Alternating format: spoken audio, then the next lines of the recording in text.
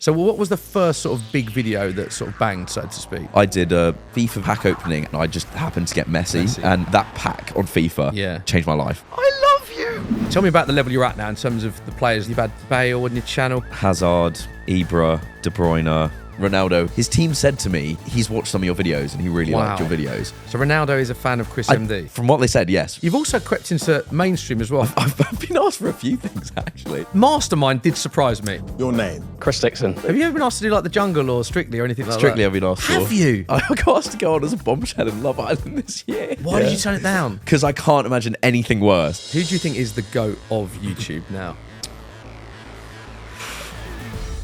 Hello, welcome along to another episode of Inside the Industry Unfiltered with myself, Adam Smith. Delighted to say on the podcast this week, I'm calling one of the country's most recognisable football YouTubers, a man with millions of followers. I'm delighted you're on the page. Subscribers, I should say. Yes. ChrisMD. Chris, thank you so much for coming on firstly, because your schedule is crazy. So I really, really appreciate that. It's all an act. It's just to make me seem more popular than I am. You've really got loads of time. Yeah, I was just hanging around in the cafe for 2 hours before this. I saw you yesterday. Yeah, just there. you were there you are, I think, the biggest football in terms of football YouTube. Obviously, there's YouTubers that talk about football. But in terms of on the pitch, I think you are. Is that fair to say the biggest football YouTuber? Yeah, Currently? Like obviously the F2 had their glory days and they were, but like I think on YouTube these days, it's a bit of a dying breed for football YouTubers. Like we kind of had 2016 was massive for like football YouTube being huge, and some people have used to make football videos and then have stopped. So I think,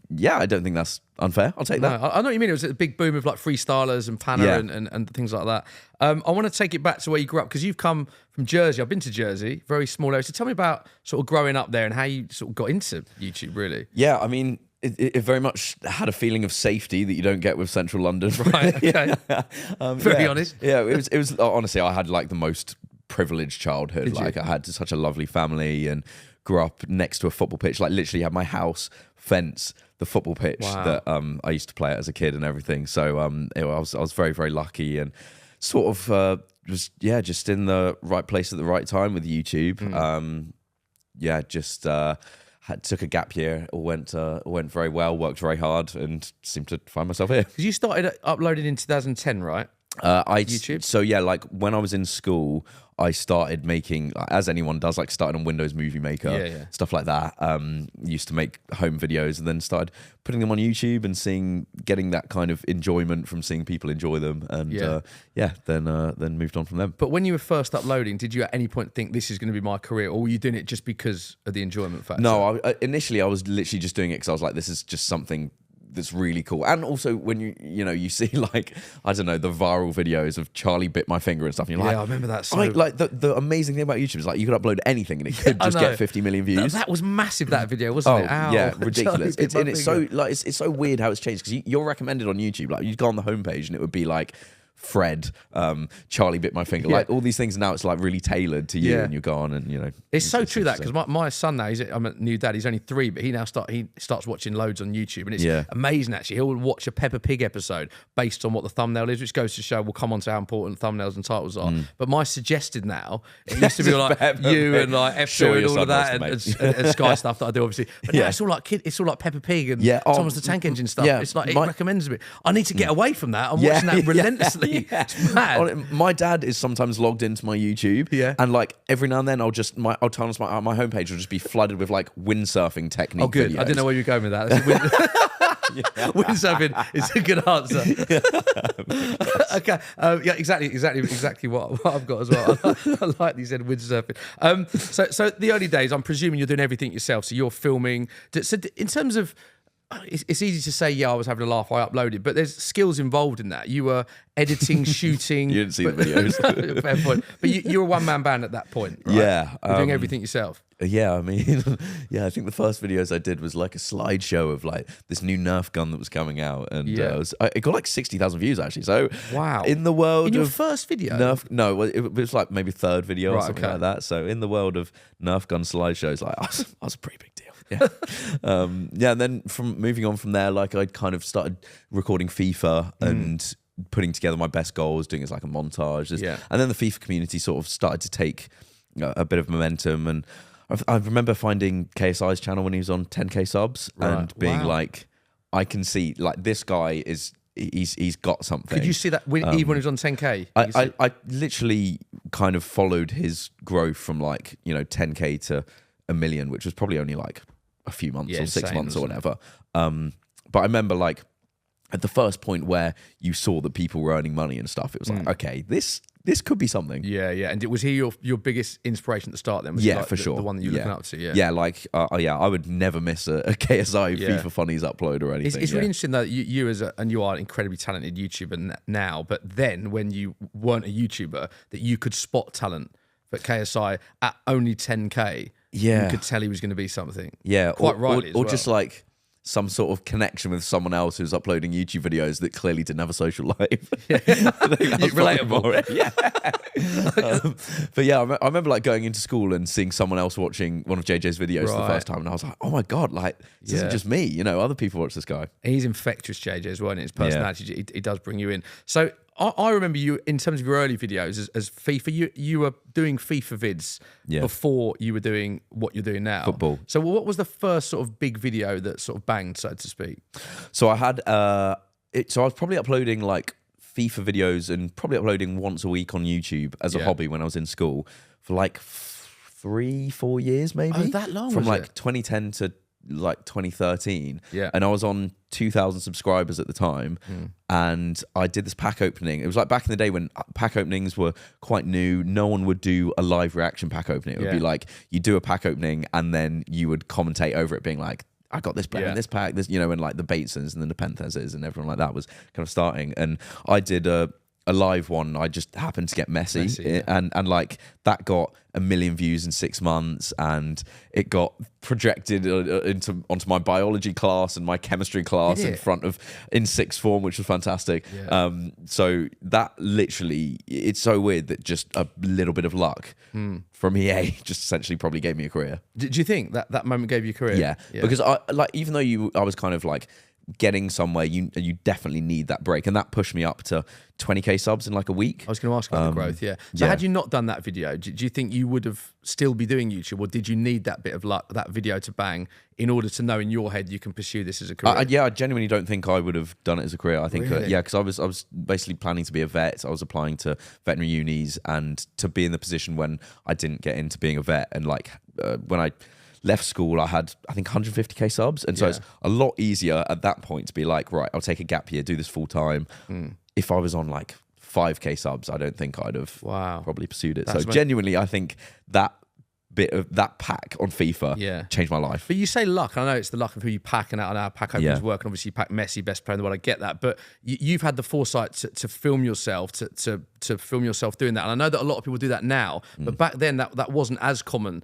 Clearly, hence why you got the views. So I think you're being a bit harsh on yourself there. You've got to take a lot of credit for having that foresight and knowing what your community at the time wanted to watch in terms of content. Yeah, I think at this, like a lot of the time you hear people with success talking about how they got it though, and I think a lot of them do sort of like don't take enough weight to the fact that you definitely have to be lucky and get lucky at the right times, because so many people work so hard, so many people are so talented, but to like almost break through in every industry, I feel like you do need a mix of luck and then just working incredibly hard. Work ethic as well. Like I was just gonna say, after that I genuinely did like 2-3 years maybe after that of working 7 days a week, 13 hours a day. Like I'd literally do YouTube, football, gym, sleep. That was like, go out on a Friday night, Saturday night. It's a massive theme of this podcast. We had Robbie on and Jack and talking about the early years, about how the graph that I think a lot of people don't see, it's the iceberg effect, and you see the top of it and you see what you're doing now.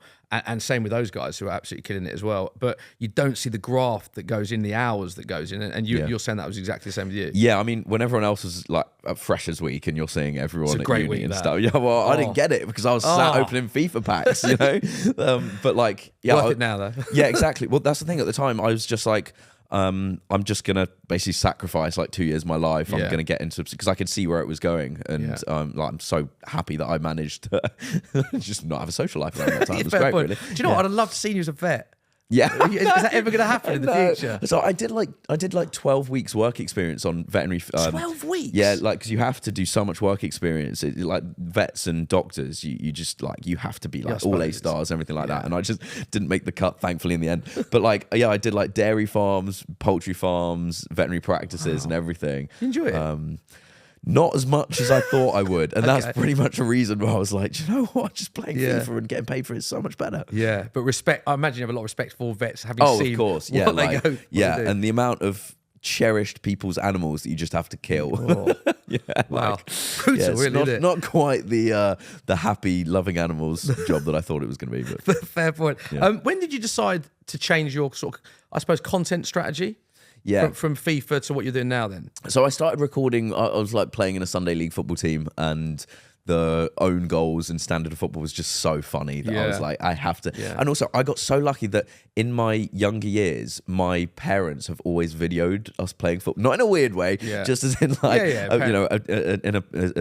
my dad's just always like, kind of in an analytical way, liked watching back me playing football and teams and stuff. And he was always my coach growing up. Yeah. So he used to do this thing with our maybe like started at probably like under 16 or something, and would do almost like, he was way ahead of the times with stats and everything. He would do, you get like a point for a forward pass, a point for like, actually, no, you'd get like 3 points for a forward pass, 2 for a sideways pass, 1 for a backward pass. And so at the end of our games, we'd have like the whole game's filmed, and then you'd have a spreadsheet of like who got the most points. Wow. And it was like, that's ahead of its time, isn't it? He was so sad, but he loved it. And I absolutely loved like getting these, breakdowns of your game and stuff, which was really cool. So basically, I had the avenue to just make tons of videos. And I used to go back and like react to, me playing 2 seasons ago or whatever, and like, because the moments and stuff were just so stupid and funny.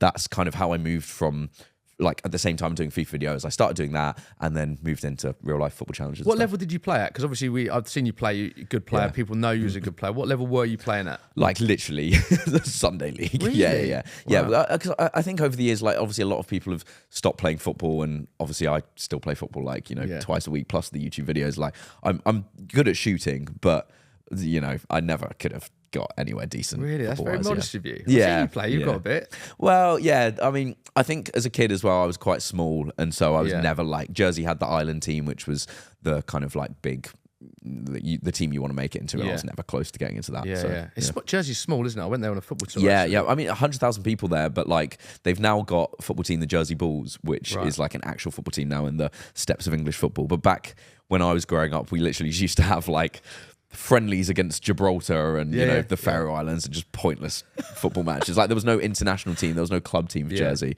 So at least now we've got that. Fair play. How quickly did your channel grow then? I'm interested in hearing the numbers and the sort of years and everything from when you started doing actual football videos that you're doing now. Yeah. I mean, I remember like I was really quite like competitive about looking at people's social blades. I don't know if you know the website social blade. Like I used to go on that all the time and look at other YouTubers, how they were doing their growth and stuff.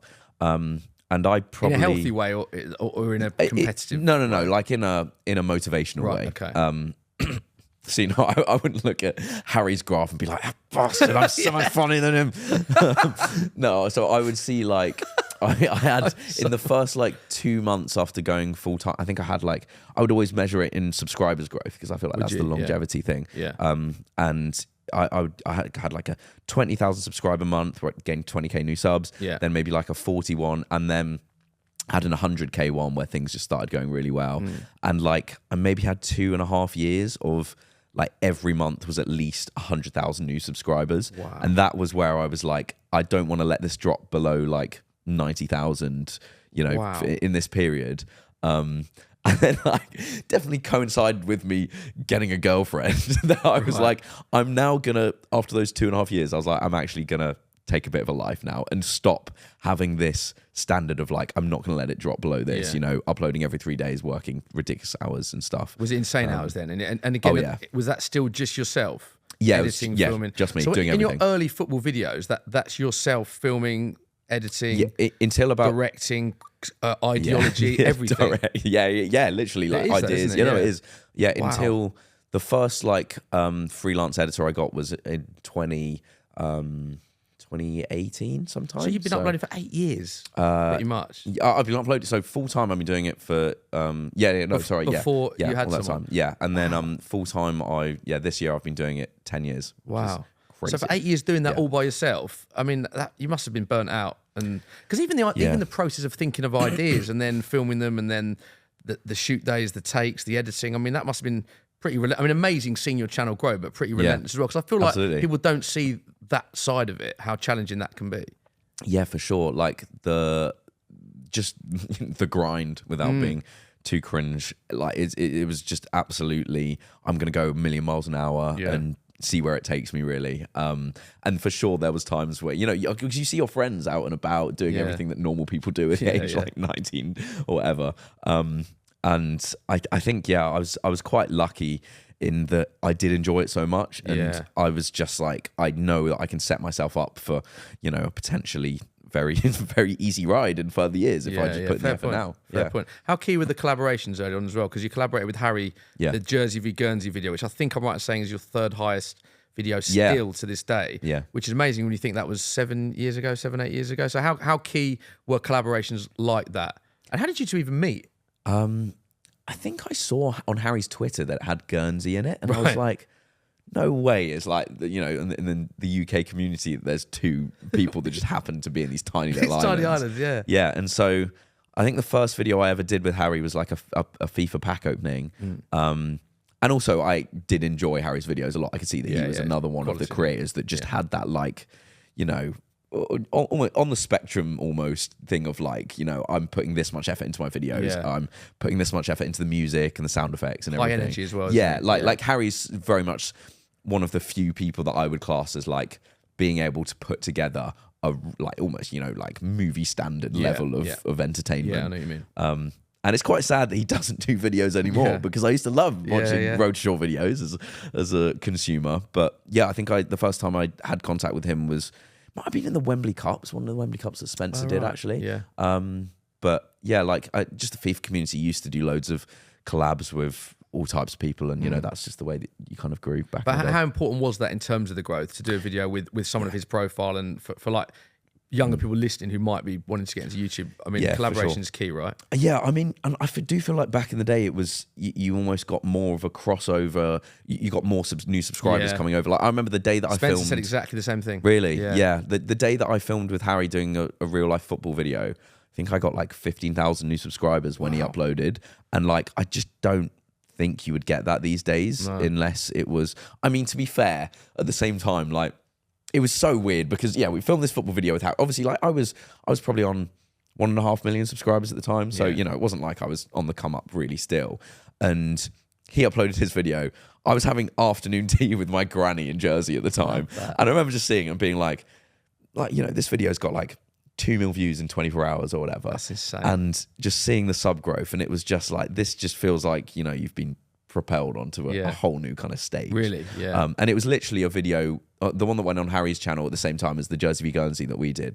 So he uploaded like pretty much around the same time, and it was literally me and him, on his channel with 7-8 million subscribers or whatever it was. And so I feel like that helps when it's literally there's 2 of you in the video. Yes, I'm very similar to Harry in terms of the way I talk, because we're both from the same place, and so I feel like a lot of his subscribers, that was like the dream possible collab scenario. Yeah.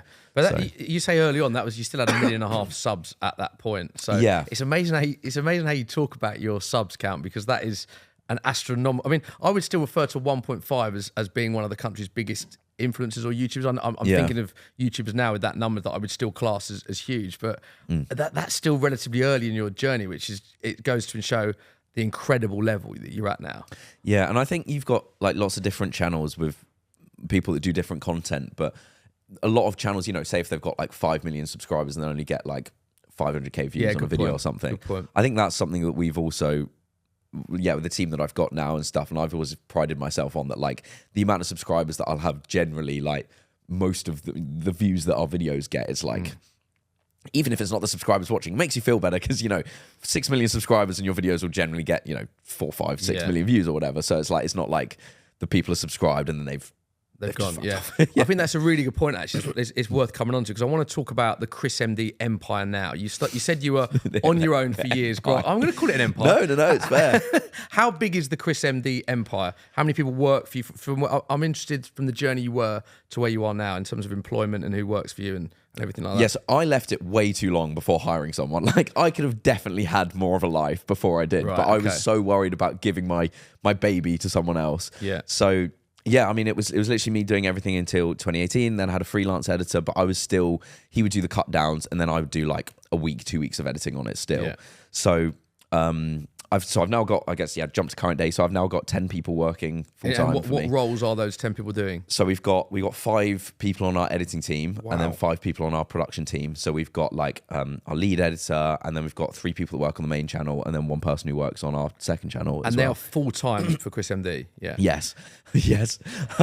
So it's a good thing, right? No, it is a really good thing, and it's the only way that we've just hit being able to upload every 3 weeks. Like, that's the first time I've, in maybe like 5 years, been able to hit that with that amount of people, with having a life. You know, it's almost like you have to look at a graph, being able, do I want a social life? Do I want, sleep? Do I want work? And it's like, that's the first time that I now feel like I can balance these things normally and also hit getting a video out every 3 weeks, which I know is not a lot, but like for the production that we put into videos, it really is. That's what I was going to ask, actually, because your videos, I think of other YouTubers that I'm subscribed to, and it's like you get a lot of content quite regularly because of the type of content they're doing. It's not unknown to get 2 or 3 videos a week from certain YouTubers. Your videos are very different because they take so long to film and they're long form content. But as the biggest compliment I pay to you is that every video that you upload absolutely bangs. Like am I right in saying that? I mean, you must have analytics we have here, one or two. Yeah, but they all get over 1 mil or 2 mil. Yeah. I can't think of a ChrisMD video I've watched, and I've watched a lot of them, that hasn't got less than 2 million views. Yeah. Is that fair? Yeah, I think that is. Yeah, like I think if we've got maybe one on 1.9 or something over the last like 5 years. Pull that down. So it's I suppose the quality over quantity is always something we've been very proud of. So what is the process then? It was the same with the Way Days, you know. I used to watch till the end of those and everything, you know. Do you know what's interesting about that is you were talking about how difficult it was. We were talking about this off camera.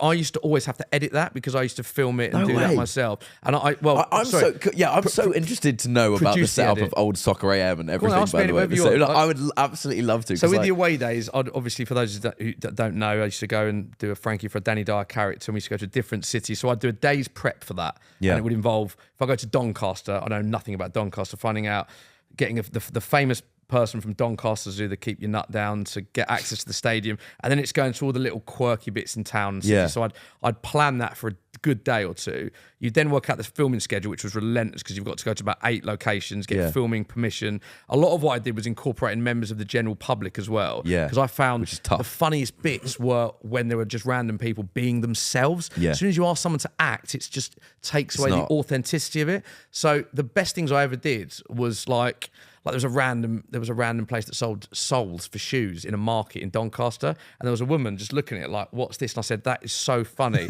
So I just ran up to her and sang the song, she's got soul, but she's not a soldier. And she turned her head and looked at the camera the moment the song finished, and it's just one of the... I can't explain it, but just the timing of it was so funny. Yeah. So we'd film with that. But I used to have to produce the edit. You'd edit that to be clear, I used to sit in an edit suite with a Sky editor that would do the technicality, just to be clear. Yeah. But I used to have to produce that. And there was a couple of times, I'm sure people wouldn't mind me saying, if I wasn't able to because I was on another shoot, I wasn't able to sit in and produce the edit. And it was just little things like... And a lot of viewers wouldn't notice, but the comedy timing or certain things weren't quite right. It's so funny having. Do you know what I mean? Can you relate to that? That's exactly what I do these days with videos, and like watching those. Yeah.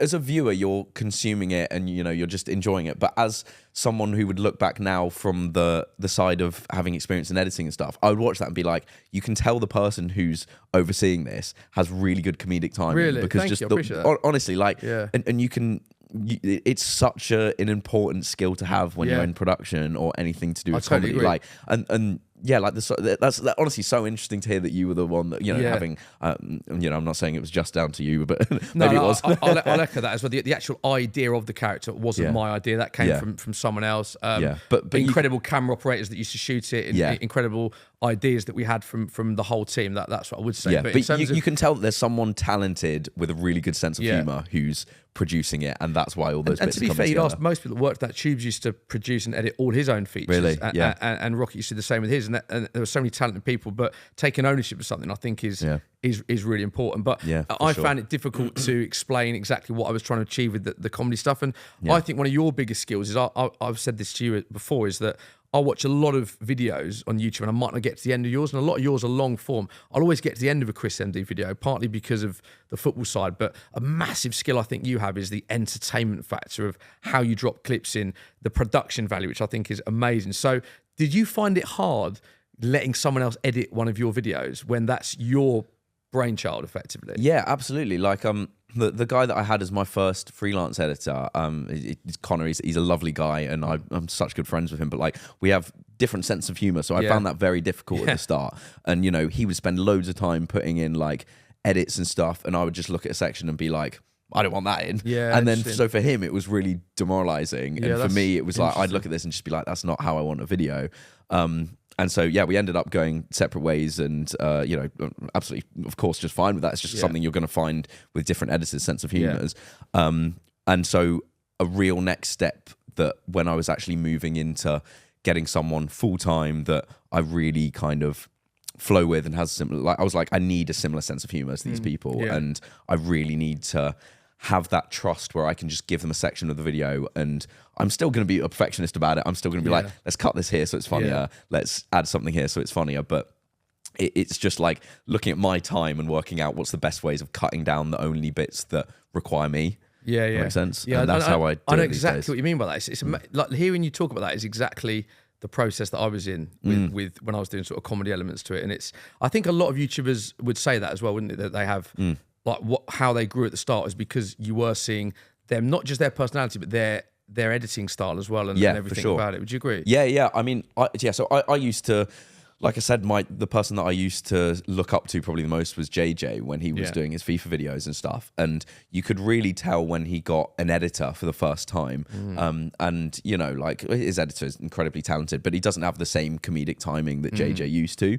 And I used to just absolutely love a KSI video back in the day with the FIFA funnies, the race to Division 1. Like, just because he's got such a weird sense of humor, but he's so talented with comedic timing, and he just had that skill of putting together a production with it. And I think it's so important. Yeah, I agree. And in terms of your production, obviously I was lucky enough to feature in one of your videos, end up winning it, which was unbelievable. I'm still dining out on that. That is the fact that none of your other shots were even close to being a goal killed me incredible. There, but you are right. Obviously we took 4,108 shots. Well, not you and Smith. No, not me and Joe. Yeah, the premise was, for those of you, I mean, if you were living under a rock and you haven't seen it, you invited 40, 50 influencers, personalities 40, down, and the top 10 goals, and the best won a cash prize. Now, what I feel a lot of promoting it. I won it incredibly. Watch till the end, guys. Yeah, it is. But what I'm gonna I feel like everyone's seen the video and knows the outcome, and I'm not. The point is not about me winning it. I'm trying to get this. The point is, it really isn't, guys. It really isn't. The production value was incredible. Yeah, absolutely incredible. And I think a lot of people don't see that side of your videos. So I remember you messaging me firstly saying, can you do Tuesday, Wednesday, or Thursday? So firstly, me and Joe had to find a day that we were both free, which is quite rare because me and him do 1 to 2 Premier League interviews a week. So he's usually filming or I'm in the office, or vice versa. So we were like, when that ChrisMD knock comes, we cancel everything, which is true actually. It was a big pull for us. but finding it time was key. Then you were explaining that you had a 3-day shoot. You hired the pitch that you film in for 3 days. We were signing forms on the day. You had a production manager, you had camera ops, you had sound engineer. The video then came out months later. So it just sort of emphasised the thought and the production that goes into that. Is that a typical sort of process for one of your videos, just to give people an insight as to how much goes into one video? Because it did blow my mind how much you put into that video. Yeah, how much unnecessary stuff. No, so we have, like I said, we have 5 people in our production team. We have a production manager, a production assistant, we have a assistant creative director, an assistant content director, and meme lord, essentially. What a job title that is, meme lord.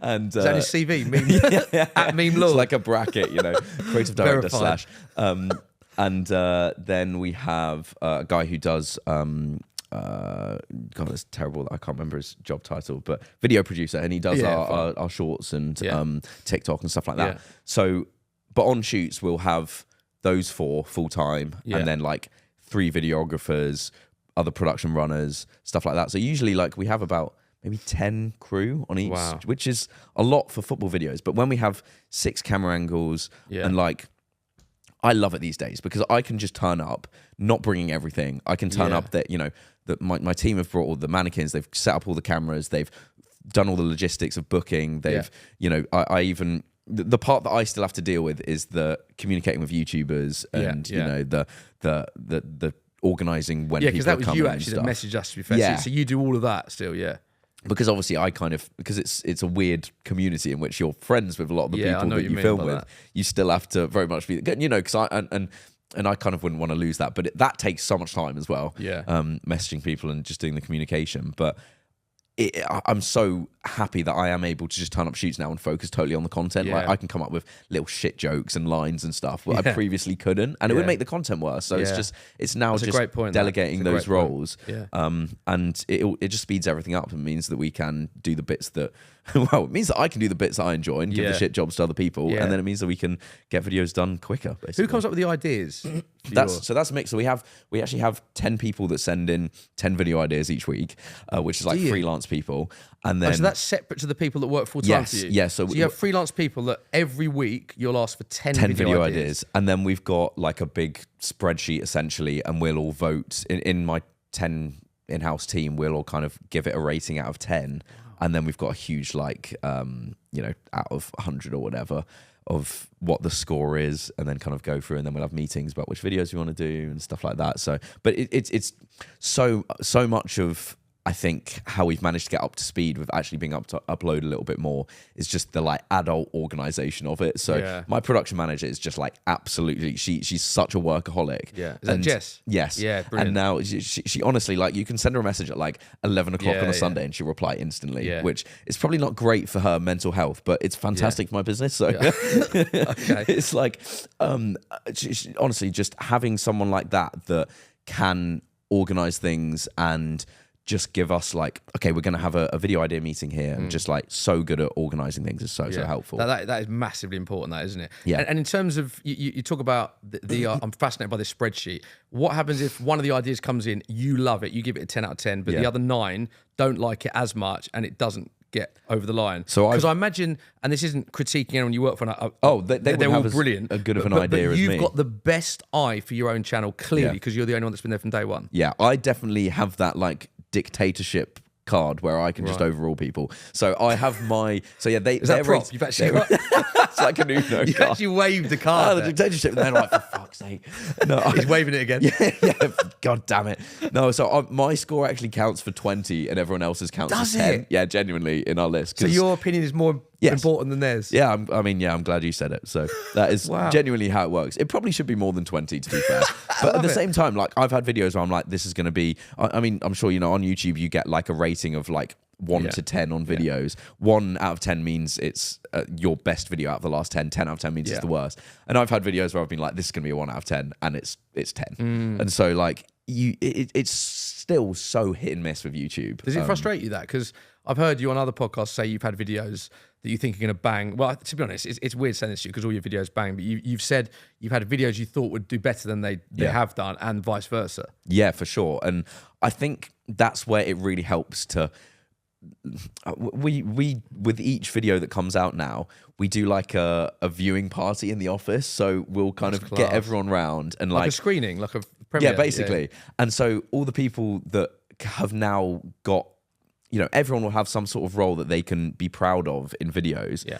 And a lot of the people in the production team won't have seen the video until like almost it's finally coming out. Yeah, of course. And so now we can all sit down and watch it and be like, you know, oh, that bit that's really good. Like, I'm responsible for the camera angle being set up there, or I'm responsible for getting that person in the video.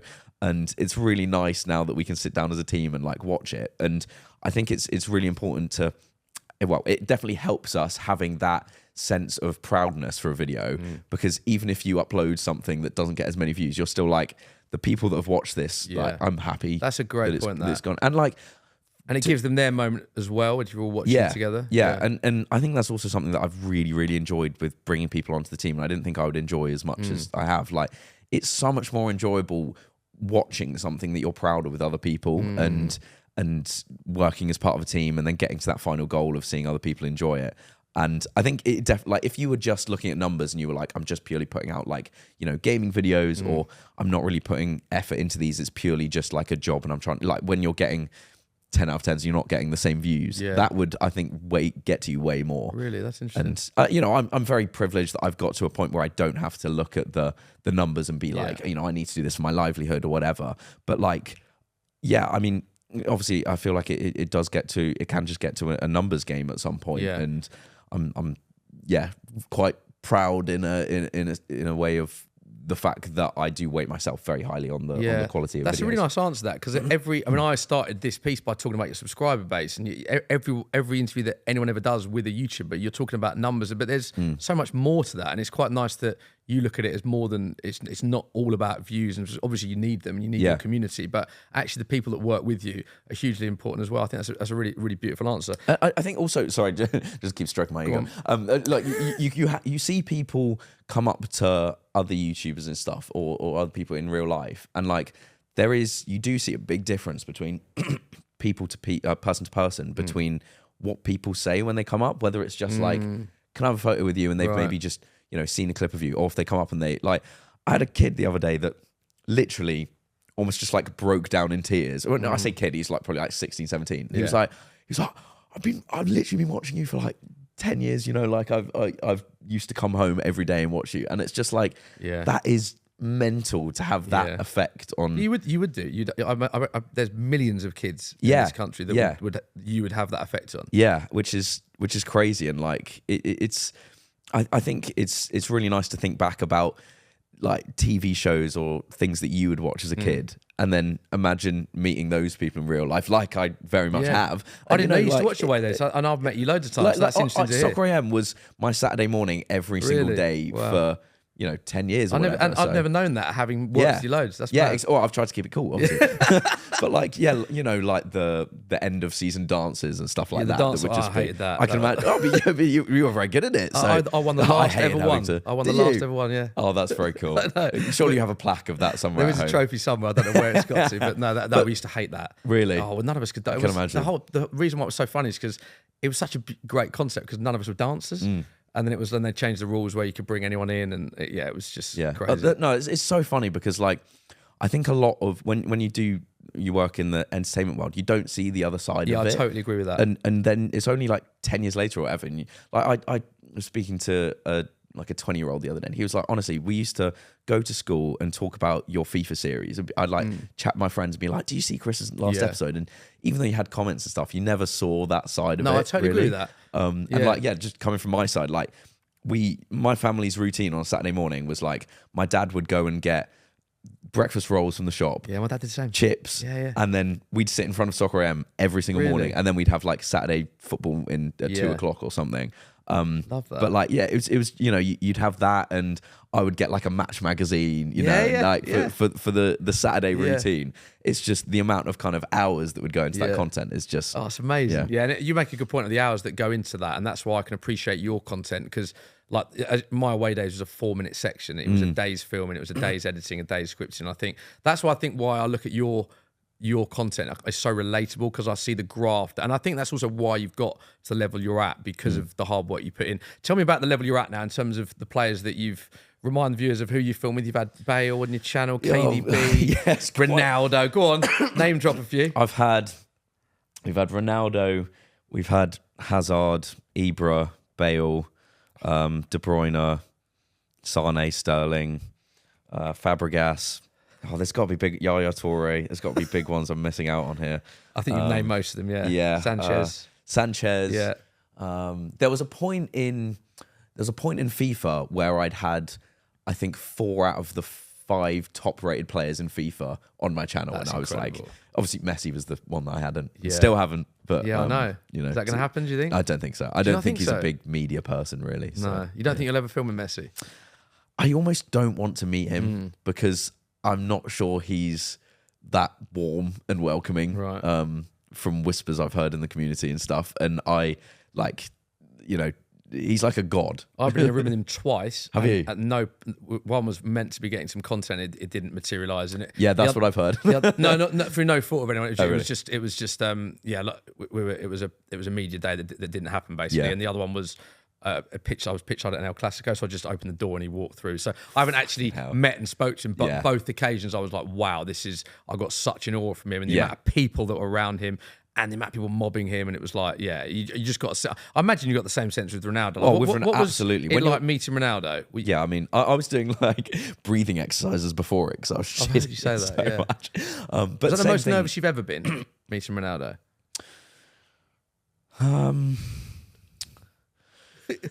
He's gonna go. No, this podcast.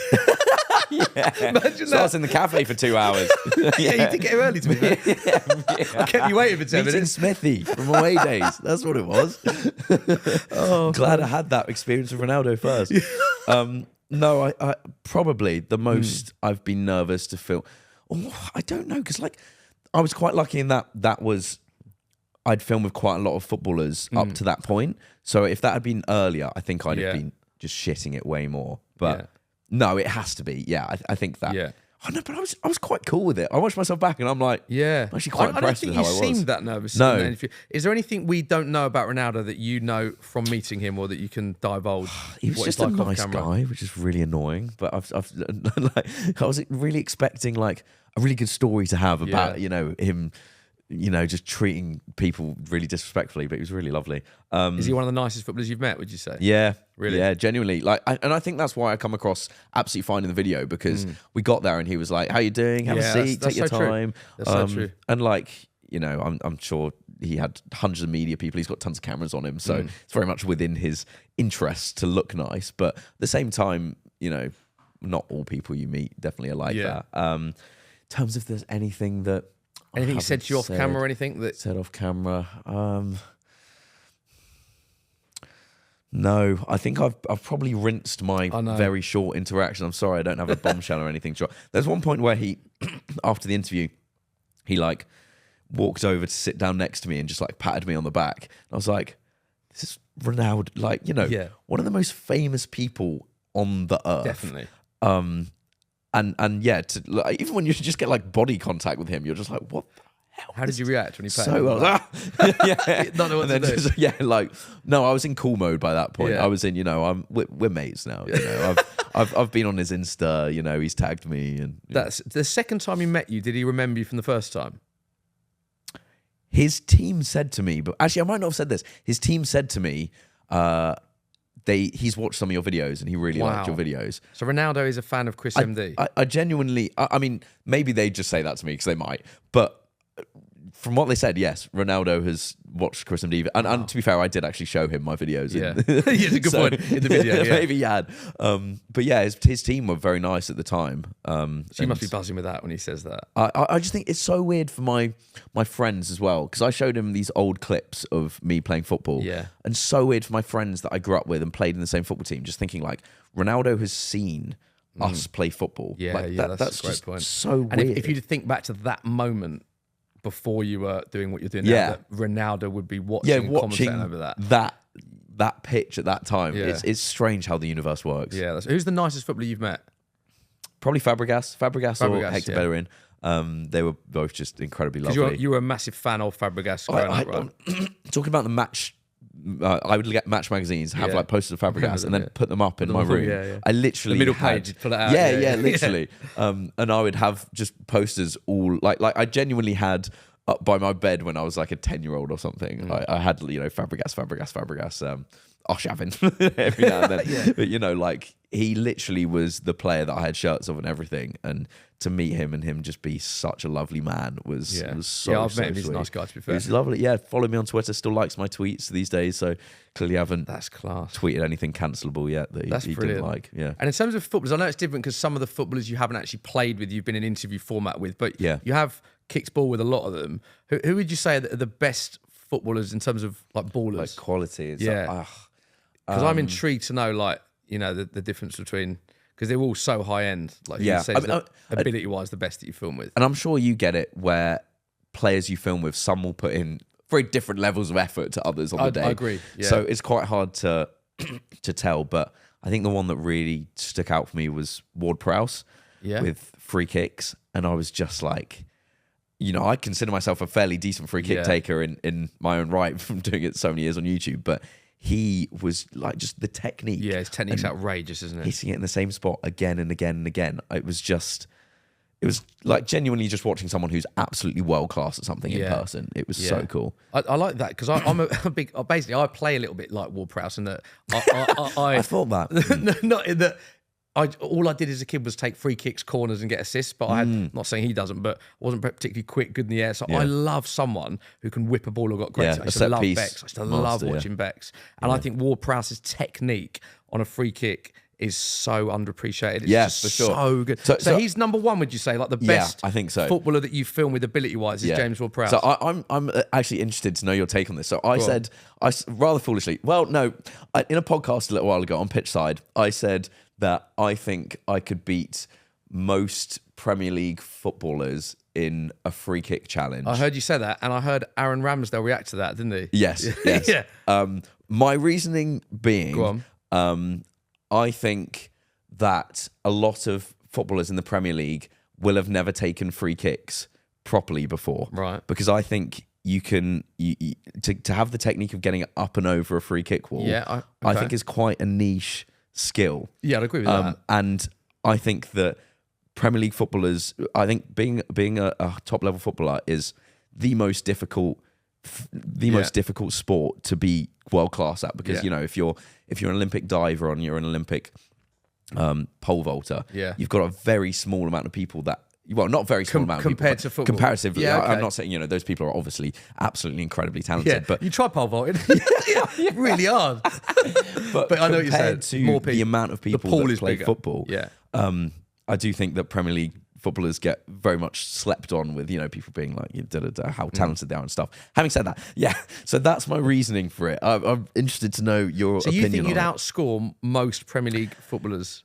Not being the ones that take free kicks. Right, okay, so it would be talking about Ward Prowse. It would be the defenders, it would be the centre-backs, it would be the CDMs. I think you'd be amazed at how good technically, like even centre-backs now. Yeah. Like, I've been lucky enough in my job to go to a training centre. Before, like, we'd film Crossbar Challenge, for instance, back in the day. I'd watch the last 10 minutes of training or something, and I was blown away by technically how good like the defenders were or the standard. And like, I play in charity games sometimes, and when you get an ex-pro, Greg Halford played in a charity match recently. He was unbelievable. Paul Konchesky, I played a game with Joe Cole recently, and it was like, the levels, there's so many levels. It's absolutely I don't agree with you. And I absolutely agree. I think the only reason why I said that is because I think it's such a specific skill. It's almost like an actual like technique of kicking the ball, and that's the only reason why. Anyway, I'm hoping that I've got a video coming out soon. It's in the works at the moment, where I basically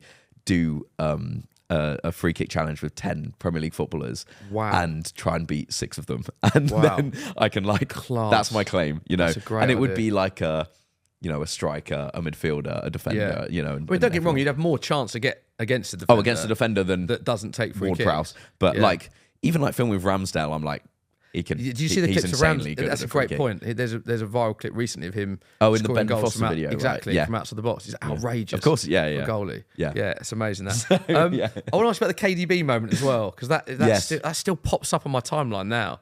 The moment where Simon, he does him in the face. Yeah, exactly. You know what I'm talking about, off the bar face. When that happened, did you just know this is viral gold straight away?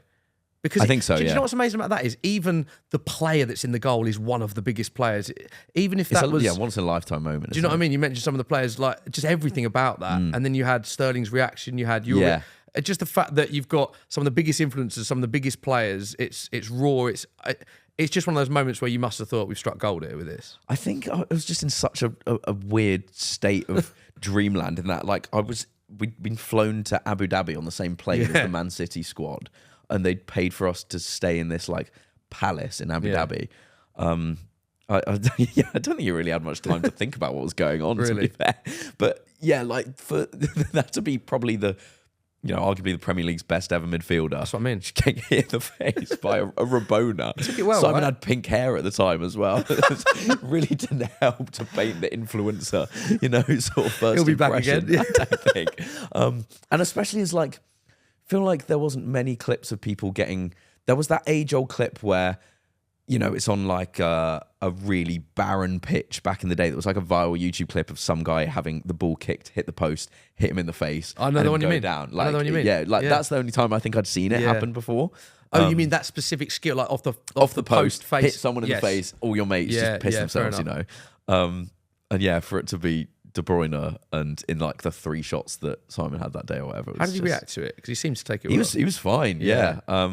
I think he was probably more pissed about Sterling and Sane and Caballero just absolutely dying. Yeah. He's a great person to interview, isn't he? Like, he's so lovely. honest. Yeah, so honest. Yeah, really good. Really honest. not like media trained as such, which is great. Yeah. And I think back in the day as well, he was probably slightly more on that. Like he was probably only 22, 23, so he was like very much more as a kind of like a younger guy, not really sure how to react in situations like that. I think these days he would be just like, what the hell? What is it? So it still pops up now. It's amazing. Yeah, it still pops up now. Is crazy. that one of the most viral moments for you, do you think? I think it's got to be one of the most viral moments of it. Well, I had my cat actually. Of course, I don't know if you ever saw that, but that was probably the most viral thing I've ever been involved in. And I'm right in thinking the cat moment, which went. The amazing thing about that video is that went mainstream, didn't it? Everywhere. Yeah. James Corden, BBC News. Yeah, BBC News. But that wasn't real, was it? You faked that. No, it was absolutely and that was the fake. point of the video, which had the video out. Yeah, and then BBC News were like, "Can you come on and talk about this?" And I was like, "No, it's fake." I don't know. That would have been quite funny to go on BBC News and be like, "Brilliant. I got you," but that was weird. That was peak lockdown content, I think. Yeah, I remember that just going stratospheric. That I mean, it was kind of like Harry's hitting his mum in the face. Like on Twitter, I think it's on like 100,000 retweets, which is ridiculous. So in terms of, like we spoke about the viral moments with players, in terms of collaborators in the YouTube space, what have been the biggest collaborations you've done? I've seen you feature on Mr. Beast. I mean, that was a crazy video, that. Yeah. But when you feature on that private jet one, by the way, and I mean, the hook is just unreal from the first 3 seconds, because it's like, I bought a private jet for $2.5 million, so I'm like, I'm listening to this. Yeah. And obviously you're there. So are we.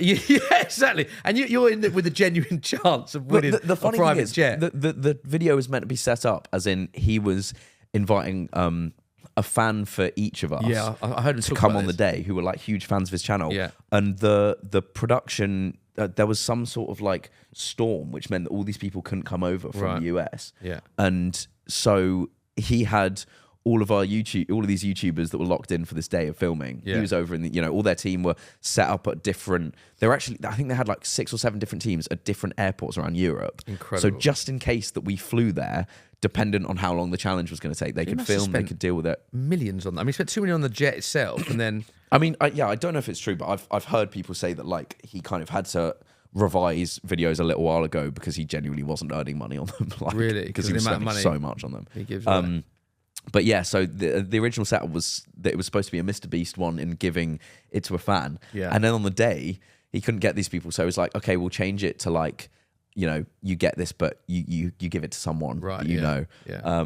And so, we're all thinking, yeah, that's a quite large, blurred line of ambiguity there. We can play on this, I think, if we manage to get this private jet. But I was still gonna like, if you got it, I was gonna be like, I'll probably give this to like, I don't know, someone I know who's less fortunate or something. Yeah. I mean, it's very easy to say until you end up with 2 million in your back pocket. But that was that. I try not to think about it too much, to be fair, because I think I was in the last 7 people. You were, there was maybe 15, 16 that and did it. It was weird how you got sort of booted out, because you almost like forgot you were playing the game and just lifted your arm. When you're like 12 hours in, you're obviously just and I just started speaking to him, just lifted both my hands up like, fuck. I've heard you talk about that video. That video is amazing. But what did that do to your channel after appearing on a Mr. Beast Honestly, video? not much. Really? Actually. Yeah, like filmed with Harry back, because like I just feel like on YouTube these days, when you're in such a small part of a video, I don't feel like you'll get that come over to your channel. Like I think people would see me and be like, "Oh, you're in that Mr. Beast video," but in terms of actual. Yeah, I mean, I guess it's probably less of a numerical, that's what it's done to my channel, yeah. and more of a, people will potentially invite me to be in other videos or give me other opportunities because I've been. Whereas with Harry, there's a crossover in terms of the type of content you do. So people see exactly. the video's very similar. A football challenge, I'm more likely to follow it, to subscribe to you because it's similar content. Yeah, for sure. Really interesting. Yeah, like I remember filming with the F2 back in the day as well, and it was like you get a big boost from that because it's such similar content. So I suppose if that's like a tip to give to people, like working with similar influencers or whoever in your community definitely helps for bringing over people who are likely to enjoy the same stuff that you do. I think that's a good point. What's been your favourite ever video you've done? When I think of you, good question. You've been with Ronaldo, you've been with Mr. Beast, you've been with KSI, Chunks, Philly, F2 that you've mentioned. In terms of the best one that I've the one that you've enjoyed the most, your favourite ever video. Oh, that is a very good question.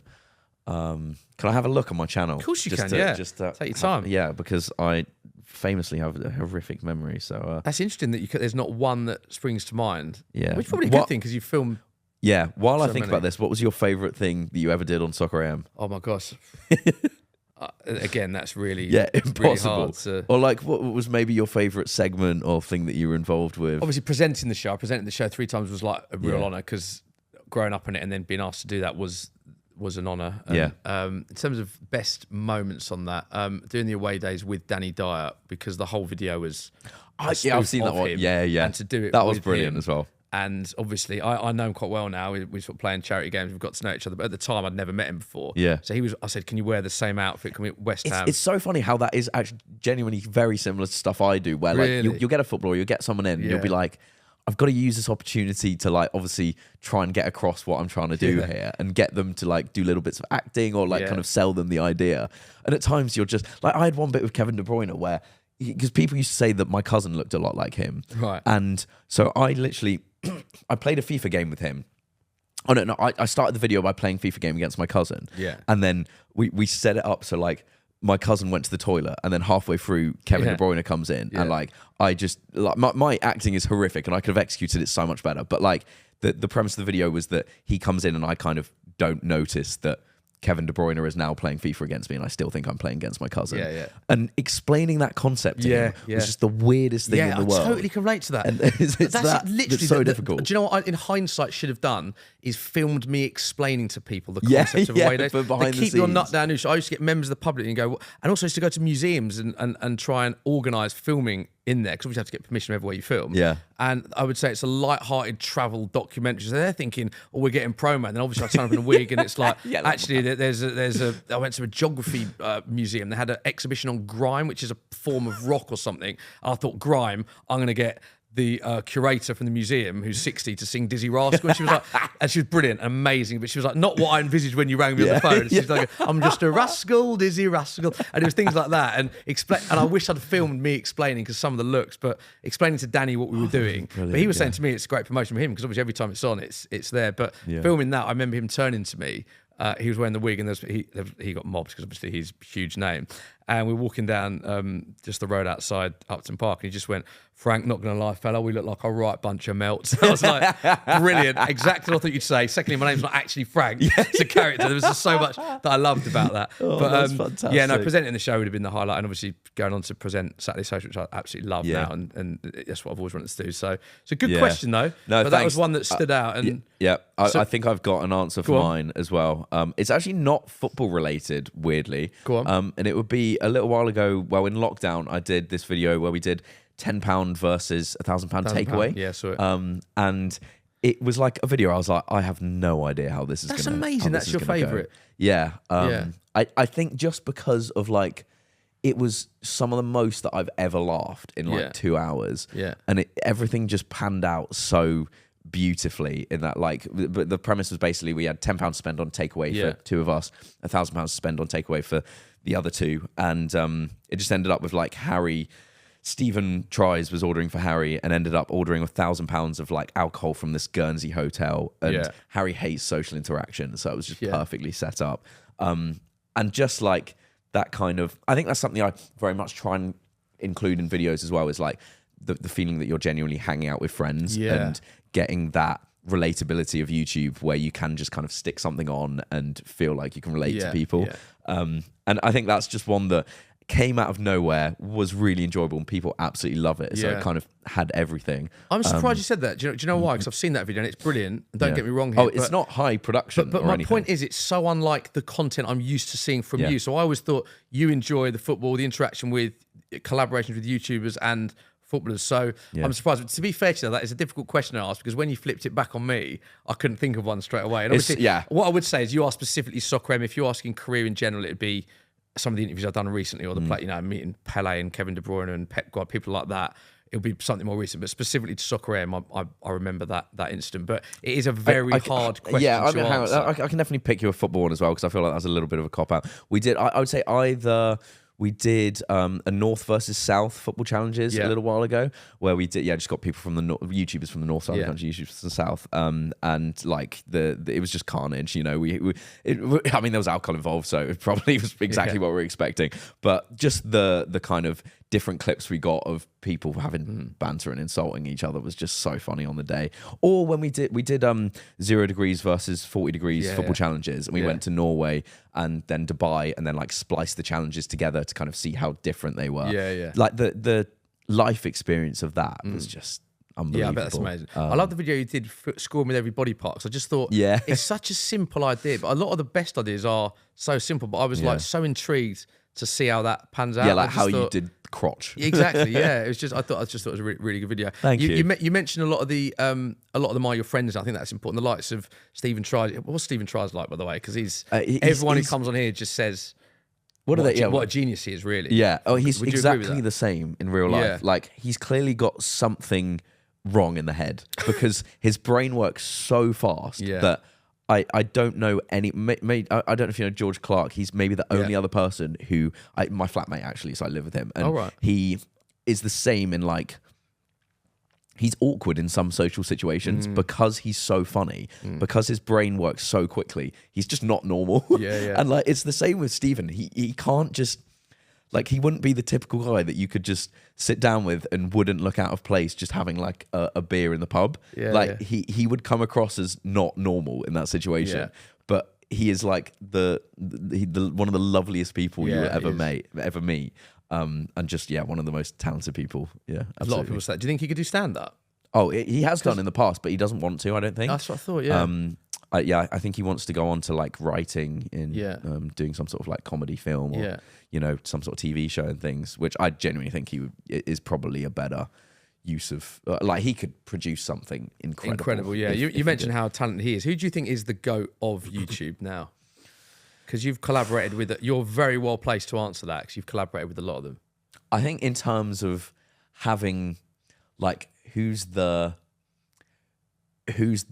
best at being a YouTuber, I think it would have to be Harry, just because he can produce such a funny video. Like, he had his diss track. I don't know if you saw that back in the day. Like, of course, that was just such an amazing like cultural creation that like hardly anyone could do in such a weird way that just comedically works so brilliantly. And like, he has such an amazing life in that he turns up to all these Sidemen shoots, hardly does any prep, hardly does anything. People love him. He's naturally so funny in it, but he does have that, like back in the day when he was doing the W2S channel, he had the work ethic. He had that, like I say, slightly on the spectrum side of putting so much effort into something and being able to create such an amazing video each time. I think it's got to be him. So that's amazing you say him, because he doesn't upload as much as he doesn't upload at all anymore. That's what I mean. Yeah. Like, obviously he'll do a Sidemen Sunday, because they do.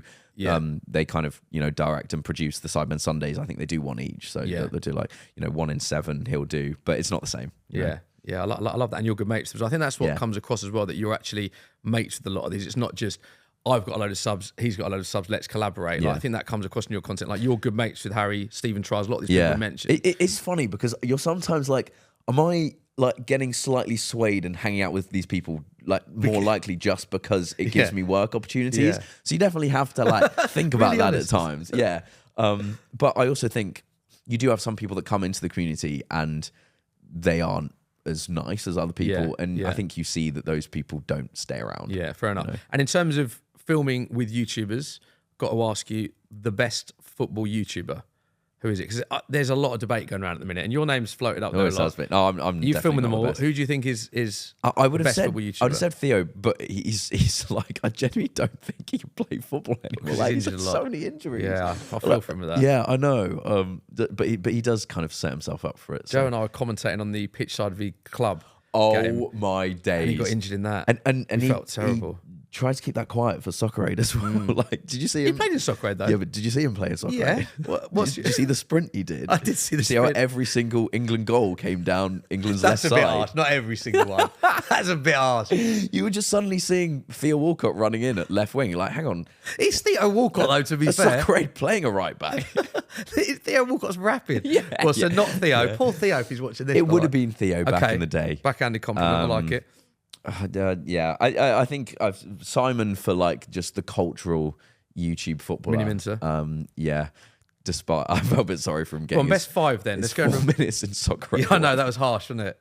Minutes, yeah. Because you sit on the fence a bit. Best five in reverse order. Let's do that. Okay. Best five football YouTubers. Right. So at the but then you've got Billy and Jeremy as well, Yeah. who technically, I mean they're obviously, but let's not count Billy and Jeremy because it's cheating. Okay. So in fifth best football YouTuber. Noah Beck doesn't count either. I don't think because so he's you're not including really, Noah Beck, Billy, or Jez. Anyone else you're not included? This is just to push myself. Yeah. I know what you're doing here. To get on The this. problem is, like, you have to consider. Are we talking? Sorry, I know I'm going to way too many A lot technical. of questions here, isn't there? Are we? Going to be quick. I was going to have a short from this. Are we talking like just ability, or are we talking taking into account their kind of cultural impact as well? Pure ability. Pure ability. Pure okay. ability. Right. I would say Theo would be first.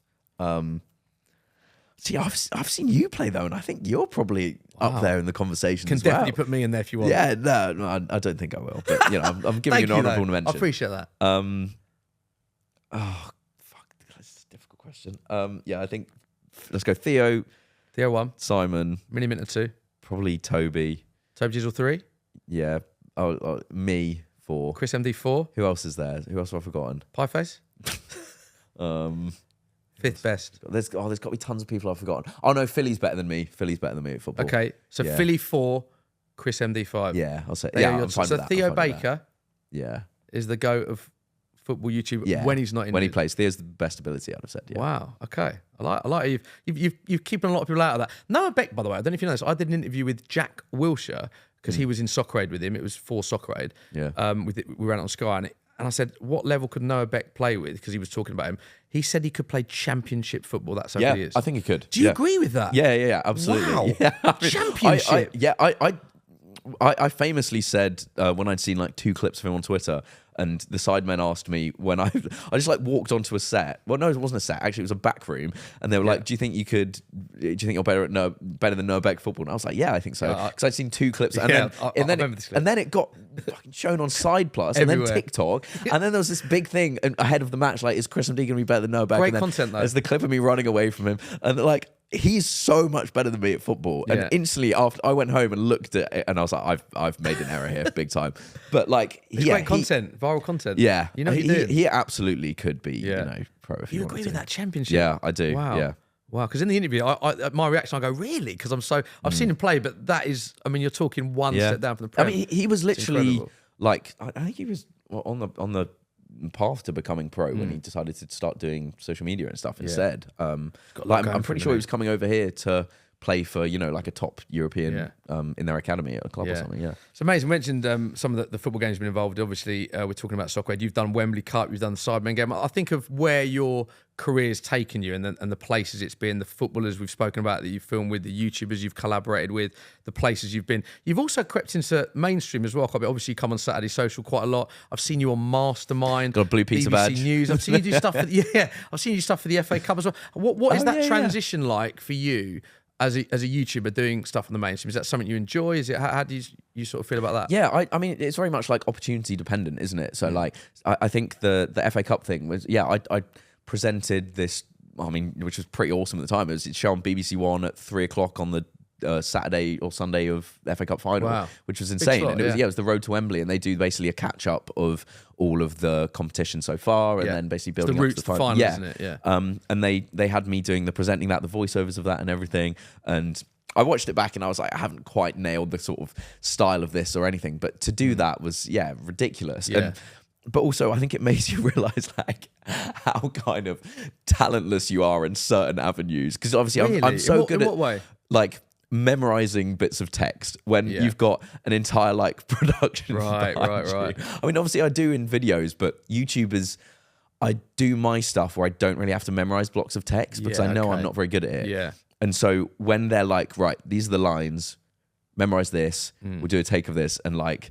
I'm doing like 5 takes minimum on each clip, and you can see the guy with the sound bar like being like, he's starting to get cramped. It's when they go, it's a great take. Can we just have one more? Not a great take then, is it? Yeah, thanks for that, mate. Yeah, I can read between the lines. Brilliant. Can we go again? Yeah. And even like seeing how quickly you do intros. Like if I do an intro in under 2 takes, I'm like, this is a great day. Yeah. Really? Wow. Yeah. No, I appreciate that. Thank you. And one thing that I appreciate it. Mastermind did surprise me. Yeah. How did that come about? A lot of people. So I think they just approached me. I've been asked for a few things actually. Have you? Have you ever been asked to do like the Jungle or Strictly or anything like Strictly that? I've been asked for. Have you? I got asked to go on as a bombshell in Love Island this year. So hang on a minute. ChrisMD got asked to go on as a bombshell in Love Island. Why did you turn it down? Because I can't imagine anything worse. Like, really, as a single man going in there and seeing your dating, and seeing how I talk to women being in front of everyone, and you not able to be the person editing it is the worst. Like, because you've heard people go on Love Island, they've just been like, I went on, I was a really nice guy, and they painted me out like this. Like, I was just terrified of that. So was that ever a consideration, you and your... No. You thought straight away... Because obviously, it's, I know you've got a huge profile. Give me another year of being But it's single. a massive Yeah, okay. A bit more desperation. Yeah, come back to me in a year, ITV. You never know. Would you still be single in a year, do you think? Yeah, maybe, actually. Yeah, who knows? Is there a chance ChrisMD will be in Love Island one year, realistically? There's a chance, but I'd say it's pretty unlikely. Strictly is probably more likely. I'd say that. Yeah, I think conversations about Strictly. Yeah, so they asked me. I think like 3 years ago, maybe. It was actually I probably said no because I was also the time you'd have to take out from doing YouTube and stuff. But also because I think I had a conversation with my ex, and it was just after Joe Sugg had gone in and found the love of his life in Diane, and I think we had a conversation. She was like, I don't think I'm going to be happy with you going in and dancing. Circumstance. Yeah. So, never know. Never say never. But that's terrifying. You brought up your love life a couple of times now. So how is your love life? God, I do that all the time. God damn it. I try and keep it out of podcasts. No, I seem to love talking about it. No, I mean, I've been single for a year and a half, and I'm very much a hopeless romantic. So I enjoy going on dates and enjoy meeting new people. And I think I'm in a period in my life where I've had a past relationship that was really nice, and I've got a very high standard, which is lovely. Kind of, not that. I don't feel like I'm ever going to kind of settle for someone, which is really nice. Yeah. How tough is it, on a serious note, to have? Obviously, you're very high profile now. Yeah. I know you won't admit so that. Easy. I know, but I know you won't admit that. But you are a huge YouTuber. Loads of people know who you are. You had quite a high profile breakup in that. If you type your name on YouTube, a lot of the clips that come up are about the breakup. I mean, is that difficult? I mean, I think that people are always asking you questions about that. I know I'm doing it now, but no. Yeah, sorry. I think it would be if we'd ended on like bad. I think it totally depends on what the end of the relationship is, and I think we're just very lucky in that we're both we're both lovely people. I think that's why you get in a relationship with someone and for 6 years. And you're still amicable with each other and all that. So yeah, and like still meet up for coffees every now and then and stuff, and just it was absolutely. There was no animosity from either of us. So I think it's I don't think I would have a relationship as public as it was again. Right. But like, I certainly don't look back and I'm like, oh, I'm gutted that, it went down like that or anything, which is nice. But like it definitely has its pros and cons being high profile in the dating world. I bet it's got its pros, yeah. It has its pros. But in the least big-headed way possible, it's quite rare that I will go on a date with someone at a bar or something and someone doesn't come up at some point and say, are you ChrisMD? Can I get a photo? So during most dates you have with the girl, So this is you're not being big. During most dates you have with a girl, someone else will come up and say, "Can I have a photo?" Yeah, and I have to go. Just pay them tenner. Don't worry about it. Yeah, like come up with some sort of clever line. And generally, to be fair, I think I'm very lucky. And the people that watch my videos are like, the type of people that are really respectful and will come up and like, wait for her to go to the loo or something and then come up and be like, didn't want to interrupt, but it's very chat. I just want to say, love your videos, come photo, everything, which is really lovely. But then I've also had people that have come up and like, we've been at a bar or something, they've come up and just like shook my shoulders and gone like, "Hey, ChrisMD on a date." On a date. Yeah. And you're like, what do you want from this, mate? Like, I'm not really sure what you want me to say to that. So yeah. And how does the date react when someone does that to you? Yeah, I mean, they're always just like, that was weird. Wow. And most of the time, the dates that you're on are people that don't know who you are, right? I'm guessing. Yeah, I mean, it's maybe like, it kind of depends. I think having such a guy audience is quite funny because the only way generally that they will know about me is again, that's a huge disadvantage. But if like they've got brothers or they've said like, this is the guy I'm going on a date with, and they're like, my friends were like, oh, that's ChrisMD. Yeah. Do you know what's mad? My now wife, when I was on a date with her, was when I was doing the Frankie Fry thing. And I was in a bar with her, and again, she didn't know any of my background. Someone shouted "oosh" at me because it was the captures. No way. And he was on the bar just going "oosh." And I look back on it now. I've never actually spoken to my wife about this, but like, she must have just seen someone shaking their head, just shouting "oosh" the whole time, and then obviously explained what I did. Luckily, he didn't come over and stuff. But he was like, "Wee, wee," and it was just like, "Oh God!" You saw the ground swallow you up at that point, didn't you? And then obviously I explained, but it was just at the time I was like, "What?" She must be thinking, "What is this guy? Is he all right? Like, what is going on?" How did you guys meet, by the way? We met. She used to work she works for the NHS now, but she used to work in a bar. Oh. And Tubes was a massive part of us being together now. Yeah. So we were having a few drinks, and I found out it was her last shift in the bar, and we used to go in after work. So a group of us that worked at Sky, and I found out it was her last shift, and I walked out, and she just used to serve us lots. We just used to get chatting, but didn't really know each other. Well, I can't believe I'm divulging this on this podcast. Anyway, you're clever at this, spinning it around. And as we were leaving the bar, I said, "Oh," she said, "it's my last shift." I went, "Oh, thanks for serving and being great and stuff." She's just she's a really nice, genuine person. And as we left, Tubes was like, she has been looking at you. I was like, no, it's her last shift. I'm not going to see her again anyway. He stood in front of me and went, "If you don't go and ask her out, I will ask her out for you." I don't know if he meant I'll ask her out for him or for, So I was like, I'm not doing that. And he went, and he prevented me from walking. So I was like, he's not letting me go. I was like, go and ask her out. Went and asked her out on a date, and obviously... Sorry, is that Tubes, did you say? Tubes, yeah. He stopped me and said, go and ask her out. I'm telling you, she wants to go on a date with you. And she's not going to ask you, so you've got to ask her. So I had, honestly, about 2-minute conversations. We're not going to do that. The bar's full.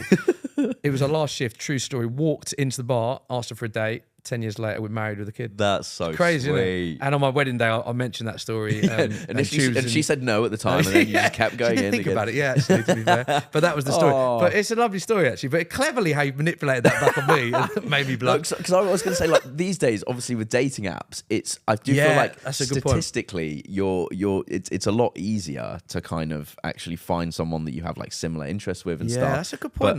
But like, I mean, I've never thought of that. Yeah, really in the last like year and a half, I've kind of gone a bit in and out of being like, I'll meet people in real life and then I'll meet people for dating apps type thing. And like, in real life, you just have the opportunity of kind of going up to people, and it's way more romantic like that for sure. Yeah. But then you also don't know if someone's single. It's difficult going up to them. That's true. That. So like, yeah, it's definitely something you. I mean, it sounds like you probably weren't the type of person who went up and said hello to lots of people in bars. No, that's the first time I've ever asked. Yeah. So really? Only time. Who works at a bar, Yeah. And like, I'm the same in that you just don't want to come across as a creepy guy at all. I do know what you mean. It's like finding the right situation. Like I went up to a girl in a bar the other day, and I was like, just wanted to say, you're out of my league, but I'd kick myself if I didn't ask if I could buy you a drink. And at the time, she was like, no, I really appreciate thank you, it was very sweet, but no worries at all. But you're right, I'm out of your league. she was like, I am. And so, walked off. And then 20 minutes later, her friend came over and she was like, hi, she really liked the way that you just accepted that you were rejected. Would you come over and speak to her again? And she'll say yes. And I was like, that's actually really sweet. She definitely just looked up my followers and then been like, go and talk. But then did you go for a drink with her? I did, yeah. Did you? Yeah, so that was quite sweet. And then what happened after that? It didn't work. But it didn't work. Okay, that's interesting though. So on a serious note, how hard is it for ChrisMD to find love if you're... There's your title. Yeah, there's the title. No, but because you've alluded to the fact that people come up on dates with you, shake you and say it's ChrisMD, people Google who you are. Yeah. You know, so if you're genuinely trying helps. to find the one, and you said to yourself there's pros and cons, I'm sure there's great pros to it, but is that also quite difficult? Yeah, for sure, because I think you definitely have to have your guard up a little bit.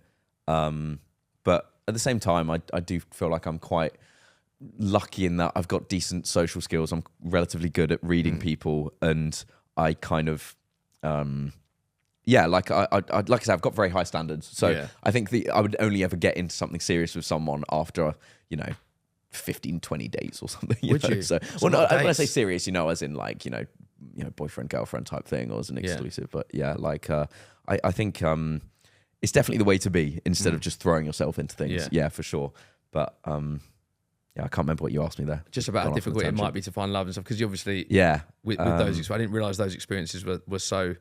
Yeah, I mean, I think it helps that I am absolutely fine with going on a date with someone. Having a drink or a coffee with someone for an hour and a half, and then being like, you know what, it's really lovely to meet you. See you around type thing. And I think you have to have that mindset going into dating, because otherwise you just go in with expectations or whatever, and it doesn't really work. Are they some of the weirdest experiences you've had with fans on dates? Have you had what are some of the most bizarre experiences you've had, or similarly where you've been recognised? Tell us sort of how. I'm trying to think if I've got any particular. Not to say how famous is ChrisMD, but how like some experiences you've had. Because the dating ones seem. Dating ones would be awkward. funny. Yeah, there's got to be some good ones. I had there was quite funny. Actually, there was a girl that I saw for a few months over the last year and a half, and my first interaction with her was we were skiing, and I walked into a après skiing bar. She just looked at me and went, "The fuck are you doing here?" Is that what she said? Yeah, and I was like, "Great line." What? I was like, what are you doing here? Obviously didn't know her, and then walked off. And then 20 minutes later, saw her talking to one of my friends, and I was like, she's very attractive. I'm going to go talk to her again. It turned out that with her ex had shown her some of my videos. Oh, wow. And they used to watch them together. And then she's cracking wow. He's unintentionally wingmaned me there. Wow, which is quite a funny one. That's bizarre. Yeah, So, wow, that's what I mean. There's definite pros to it. Pros and cons. Yeah, but apparently, he'd showed her my cat video, the viral cat video, and then she enjoyed some of the videos of Stephen tries and stuff. And I was like, right, are you trying to get to me or Stephen? Yeah, because I'll give you his number. Yeah, he's really funny. Stephen's taken. Okay, yeah, I know he's funnier, but let's bring the expectations down. With your profile now, you must be mates with a lot of footballers, particularly in high-profile people. I mean, do you get messages from people? I remember you did a video where you DM'd 100 footballers, and a lot of them got back to you and said you watched. Erling Haaland replied to me. Wow, so it's crazy. They all know who. And Saka, what did Saka? Saka said something back about one of the Wembley Cups. He was like, yeah, they don't know the Wembley Cup ChrisMD or something like that. And then, in an Arsenal match a little while ago. Oh, this was. I'm not sure I've actually said this too much on podcasts, but I was very lucky to get invited on to one of the contact I know at Arsenal, who's a really lovely guy. He invited me through Lavazza to come down and be pitch side and bring my parents along to an Arsenal match. So got to go in a box, and then after the match was down at the side of the match, and Arteta was there with his kids just after the match. He's a lovely guy. Family. What? Sorry, lovely guy, Mikel. So nice. Yeah, really nice. And even before Arsenal started being really good with him, I was like, I absolutely love this guy. And Saka was there to get his Player of the Month award as well. And as he walked past me, he looked at me and went, "Oh, Chris, how you doing? I used to watch all your FIFA videos and stuff." So that was really, really strange. Chatted to him for a while. My parents met him. And then we were talking to, oh God, I can't remember his name. That's terrible. Carlos, the Arteta's second technical guy. Oh, Carlos Cuesta? Is it Carlos Cuevas? Carlos Quiros? No, it's something. I can't remember his name exactly, but I know who you mean. I kind of wanted. Arsenal contact was he's seen some of your videos, would love to chat to you, and I was like, I love this guy for how he's. I've read articles about this guy and how he's transformed our technical play with Arsenal and stuff. And I was chatting to him for a while, and after a little while, I felt this hand on my shoulder. I'd met Arteta previously, felt this hand on my shoulder, and Arteta came over and he was like, "Chris, how you doing? How's the foot injury after we filmed last time?" And I was like, why do you remember that? Like, that is mental. Amazing. And then he shook hands with my parents, was like, you did a really good job bringing up this kid. Mikhail said that to your parents? Yeah, to my parents. Like, my dad, who's a lifelong Arsenal fan, obviously loving what Arteta's doing at Arsenal. It was so weird, so weird. And then we chatted to Arteta for like 5 minutes or whatever. That must be amazing for your parents as well, because I imagine it's interesting. I imagine your parents obviously didn't grow up in the YouTube generation, so a lot of what they see, obviously, I imagine it's not as relatable to the younger demographic that consume your content. But for them to see Mikel Arteta, and you said your dad's an Arsenal fan, to know who you are, because I imagine his kids watch your content, must probably make them think, wow, he's done all right here. And also, I imagine starting out on YouTube, when you explain to your parents what you're doing, because a lot of people have sat in that chair and said that, there must be sort of indication of, wow, I've come a long way. I think I was very lucky, and they were very supportive of it. And I've always been really close with my family, so I always used to show them the videos that I was making, and like pretty much every video I'd make along the way, I'd like sit them down and make them watch it with me. Because like my sister and my parents and stuff. And so they've always been quite immersed, I think, as parents go in the YouTube world. But for sure, like even probably this podcast, my dad will watch back and be like, "That's so weird." Please like, do. Obviously, we like, need to up the subs count. Like if you can like, comment, share, double the views, Dad. Do it. Please. Just stick in your WhatsApp with your mates. Watching back the Soccer AM days and stuff like that. It's so lovely to be able to share that with him these days. And he was always a school teacher, so he could never get to Arsenal matches and stuff. So now that I live in London, he's retired. Like, being able to bring him to Arsenal matches is so amazing. Cool. I feel like that's the perfect note to end it, because we started talking about your upbringing and brought it all back around talking about your parents. I just wondered, and mate, thank you for coming on. I know how busy you are, and I'm a massive fan of your content. I think what you do so well, it's not an exaggeration, but every video you do is a banger for a reason, because you're extremely talented at what you do, and it's been really nice. It's nice because I've heard you talk about Ronaldo and Mr. Beast, but there's a lot that I didn't know that I felt we delved in with the podcast. The one question I want to ask you before we wrap it up. Found out about your dating life as well. I did not think I was coming for. I'll be talking about that, but very well done. But the one thing I want to know is, where do you see yourself in the next sort of 5 years? Because as I say, we've seen you dabble in the mainstream. You've invested in podcast studios as well. Am I right in thinking? I've partially invested in the fellas as well. Actually, that so was where we see Cal Freezy was peer pressuring me, but right, the simple reason. Honestly, the thing I'm passionate about is the creating content and making people entertain people, because I think just the ability to make something that, however bad day someone's having, they can have a 20-minute, you know, I really enjoy this, is just like such a gift to have. And I think I want to just keep doing this for as long as I can. Trust me, my production team have asked me this question and gone, so if I'm coming on full time with you, just where's this going? Where are we going to be in 5 years? Did they ask that genuinely? Because I have to talk to them about it, because they're leaving proper jobs and stuff to come work and stuff. But yeah, I'm I don't see the industry going anywhere. I'm quite lucky in that, we both are, in that football's not going anywhere. I agree, yeah. So I think it's not the same in like some aspects of YouTube, that football is always digital online world content is always going to be something that people are going to watch. So I'm just going to keep doing it for as long as I can and avoid getting an actual job. Love that. Fair play. And that is your bio in your YouTube. It still is. Yeah, that needs changing. Yeah, I can do better than that. I love that, mate. Too much time on Hinge. Thank you for coming on. Cannot wait to see you in Love Island next year, by the way. And Strictly Come Dancing. That's not a promise. That's an exclusive. Maybe an offer. Thank you for coming on. Honestly, thank you for joining us. I think honestly it was an amazing podcast. No, it's a great chat. I'm sure the viewers will love it. So you're a top man. Cheers, mate. Cheers.